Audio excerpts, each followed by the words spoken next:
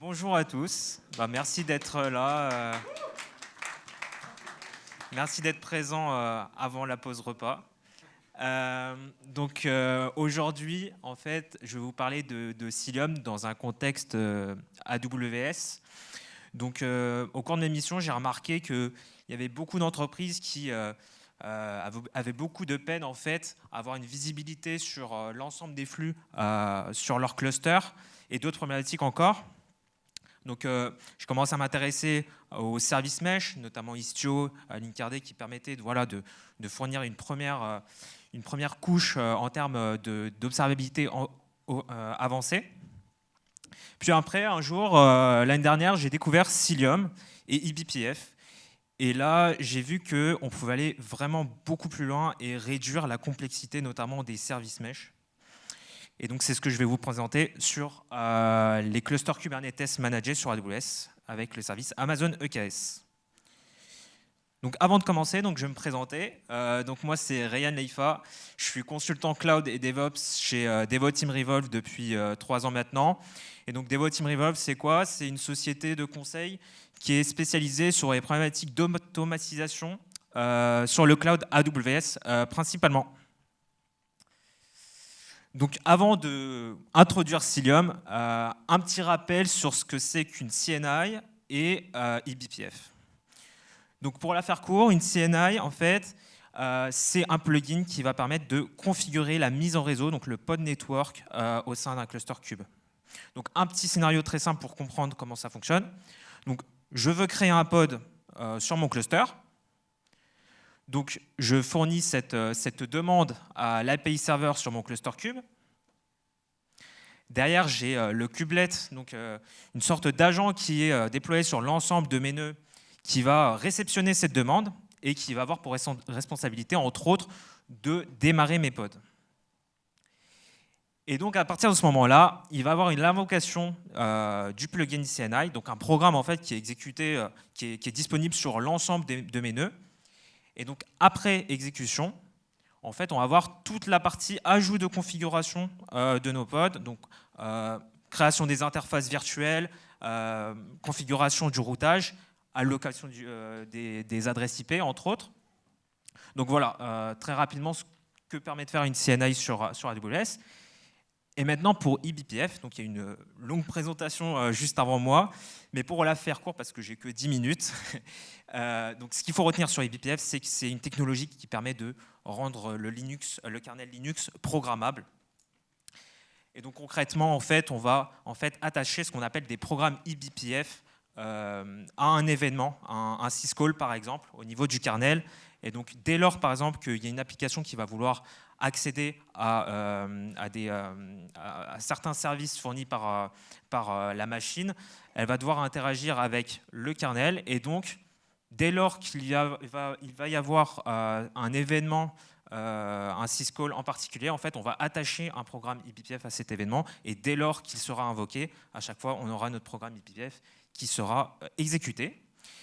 Et donc, un cas d'utilisation, ça pourrait être, par exemple, d'exécuter des programmes pour filtrer des paquets réseau.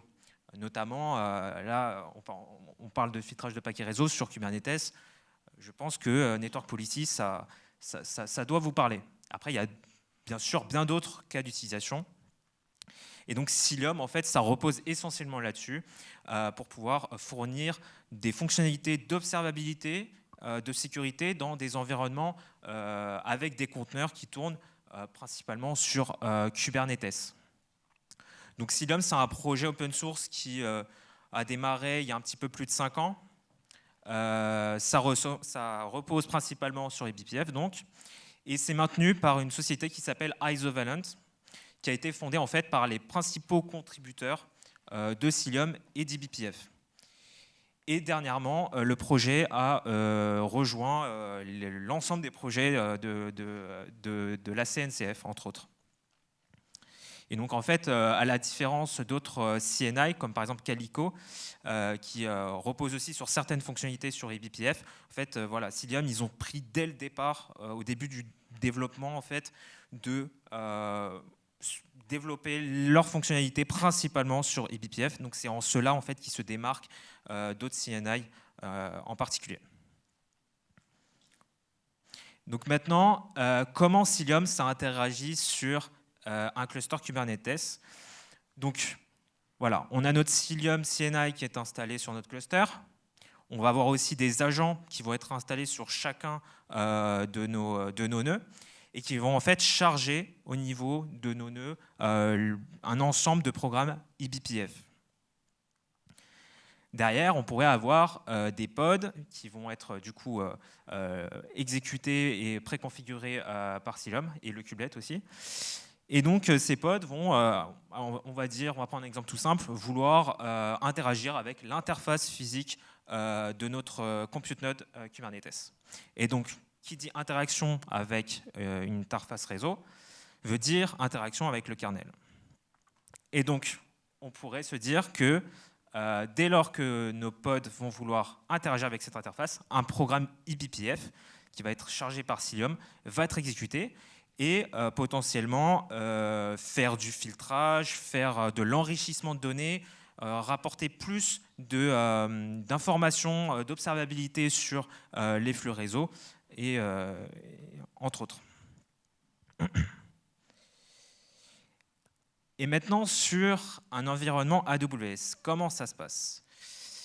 Alors sur AWS, on a, comme vous le savez, le Service Manager, Amazon EKS, qui nous permet de assez rapidement bootstrapper un cluster Kubernetes.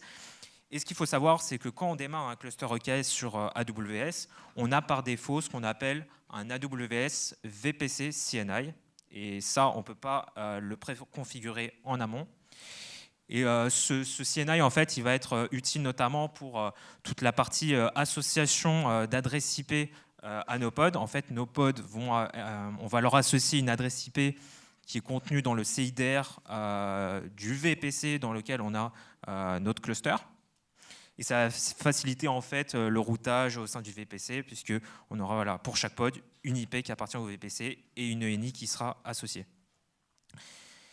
Et donc voilà, si on est effrayé à l'idée de remplacer notre CNI par Cilium en production, sachez en fait qu'il y a un mode qui existe qui s'appelle le CNI Chaining, en fait, qui va nous permettre de faire cohabiter ces deux CNI et nous permettre de commencer à toucher à quelques fonctionnalités de Cilium, dont notamment les network policy un petit peu plus avancés, faire du maillage de clusters, profiter de l'observabilité avancée remontée par les programmes eBPF, faire du chiffrement entre pods qui sont localisés sur des nœuds différents, et également faire du load balancing sans passer par kubeproxy et l'outil iptables, entre autres.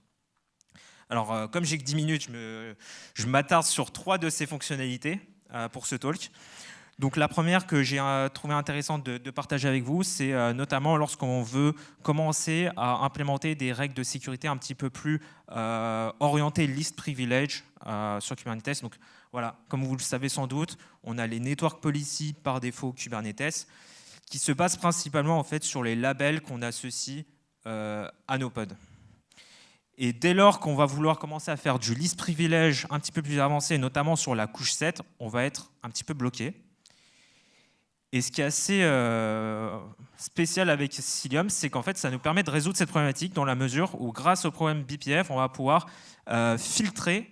Donc là, j'ai pris l'exemple d'HTTP sur la méthode HTTP et également l'endpoint des microservices. Et donc, on va être en mesure de dire, voilà, tel service, par exemple, TiFire, va pouvoir accéder à tel endpoint sur la D-Star, et ensuite, tous les autres pods qui n'ont pas un label qui est autorisé seront en deny.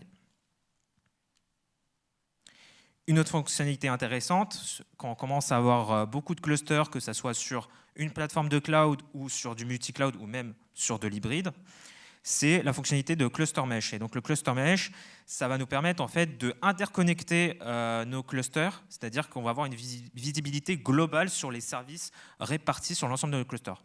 Donc un exemple assez simple pour comprendre dans quel use case on pourrait utiliser ça, ce serait un use case où en fait on aurait un service qui serait hébergé sur plusieurs clusters. Et donc imaginons qu'on ait un service de front-end qui fasse appel à ce service de back-end. Si on se trouve dans une situation où on a une panne sur notre service de back-end, et ben, grâce au maillage de cluster, on pourrait directement avoir une redirection automatique sur ce service qui est en panne sur notre cluster, sur un autre cluster où il est pleinement fonctionnel. Donc vraiment permettre de répondre en fait à des use cases de tolérance à la panne. Après, il y a bien d'autres usages. Normalement, lorsqu'on commence à avoir des problématiques de latence, on va pouvoir orienter sur les services qui sont les plus responsives dans l'ensemble de notre maille de cluster. Et enfin, en termes d'observabilité, donc je ne sais pas si vous avez beaucoup fait de troubleshooting sur des clusters EKS, mais quand on n'a pas de stack directement implémenté, en fait, on peut commencer avec VPC Flowlogs. Donc, il faut activer les VPC Flowlogs sur notre VPC dans lequel il y a notre cluster. Et comme vous pouvez le voir après, les logs ne sont pas très lisibles. Voilà, on voit des ENI, des IP. Après, il faut faire la correspondance entre les IP et nos pods. C'est assez fastidieux.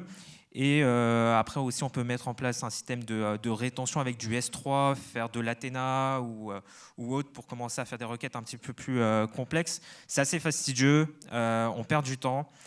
Et donc avec Cilium, moi ce que j'ai trouvé assez sympa, c'est qu'on peut rajouter un outil qui s'ajoute à Cilium qui s'appelle Hubble, qui est composé en deux sous-outils, l'Hubble UI, pardon, et ensuite la Hubble CLI. Donc la Hubble UI, en fait, va nous permettre un petit peu ce que nous fait du Kiali avec du Istio, de faire un service map de l'ensemble des interactions entre nos microservices, sans avoir à installer de sidecar proxy, notamment, et d'avoir un inventaire assez détaillé de nos interactions dans notre cluster.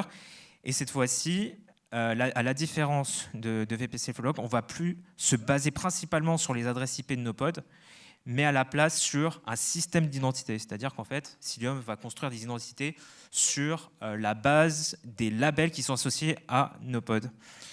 Et derrière, on va être en mesure d'être efficace en troubleshooting. Donc, c'est-à-dire qu'on va potentiellement pouvoir filtrer sur le protocole utilisé pour filtrer du flux entre deux microservices, regarder directement quels sont les paquets drop et entre quels pods il y a ce blocage.